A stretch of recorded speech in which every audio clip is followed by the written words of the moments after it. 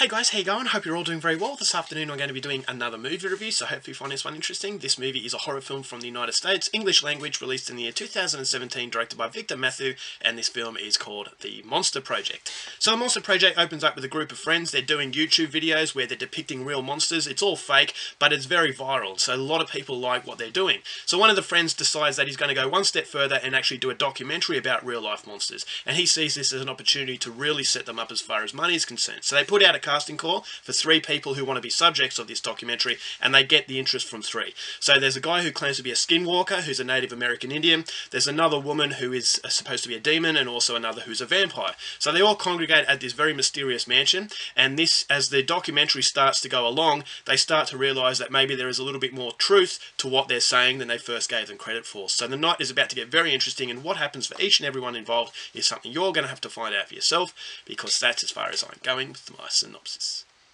Now my thoughts on The Monster Project. When I saw this trailer, I was absolutely psyched, and I'm sure a lot of people out there were psyched because it was a fairly successful trailer. And so a lot of people there's a lot of hype, a lot of people were saying, okay, maybe this is a film that's going to really set itself apart from the rest of found footage. And that was my initial thought process. I thought, okay, it has the potential to be a mockumentary, give you a little bit of insight into the mythology of these monsters, and have that same sort of found footage approach where it's all about, relentless violence. And so that was my expectations coming into the film, but at the end of it, I will say that I was bitterly disappointed by this experience because I didn't think it expanded on all the potential that it had. Now, what I liked about the film is the fact that it's a monster film. It's a monster film that is taking 3 subgenres and putting them all together. So it's a very fun sort of atmosphere that the film creates. You've got vampires, werewolves, and demons, all very popular, but when they come together, I felt as though it was a movie that was celebrating horror, and it was celebrating it in a way that was both very fun, but at the same time a lot of intrigue. And not only do you have intrigue from the fanciful sort of monsters, but you've got intrigue from the monster inside the human mind.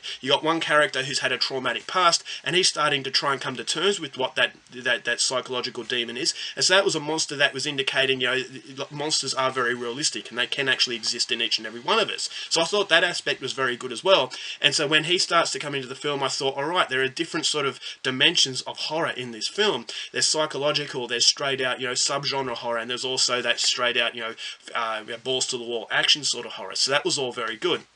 I thought the characters, they're very stereotypical characters. Apart from the fact that this one guy who was very interesting, the others were not, the others, you didn't really care about them, and it wasn't so much about caring about them. With found footage horror, it's more a case of actually being in the moment, and I thought that the overall build-up to the film, although it was intriguing with its subjects, I thought the characters could have used a little bit more, especially that one guy who had all those psychological problems. But then when it comes into the horror set pieces, I thought that the visuals looked pretty decent. Now, it is mostly done in night vision, which I thought helped actually overshadow the fact that this didn't have the biggest budget, but I thought that the overall visuals were authentic enough, and it didn't really take me out of the experience. I thought that the visuals with the demon were a little bit shoddy, but the werewolf and the vampire looked pretty good, so that was something that I really liked about that. And there were a few sort of horror set pieces that had me on the edge a little bit and creeped me out to some point, but unfortunately that's where the positives stop in what was just a very forgettable experience, because you've seen this thing done 100 million times before.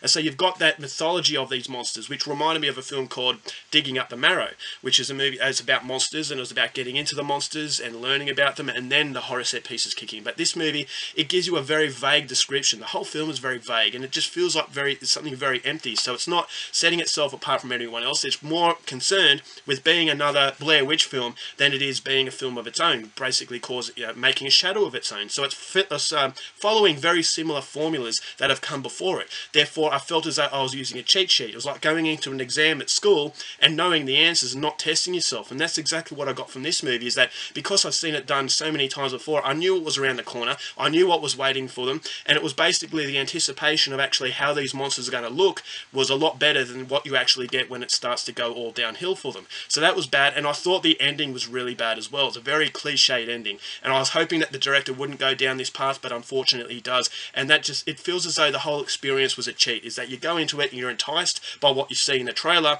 but the trailer doesn't deliver the film that you really want. I thought it was a missed opportunity as far as these 3 subgenres are concerned. Yes, it's very interesting in the overall aspect of, these werewolf, zombie, werewolf, vampire, and demon all come together. But I just thought as though, okay, well, on the outside you've got very interesting idea, but on the inside that idea is not capitalized upon, and therefore you come away from this experience feeling very disappointed. So I was really underwhelmed. I'm very sad to say that, because I wanted to love the film, but in the end the trailer is a lot better than the overall piece. So overall, for the Monster Project, only going to give this one 1.5 stars. Probably not coming recommended. Alright guys, that's it for my review. Hope you enjoyed it. Till next time, keep watching movies, and I'll see you later.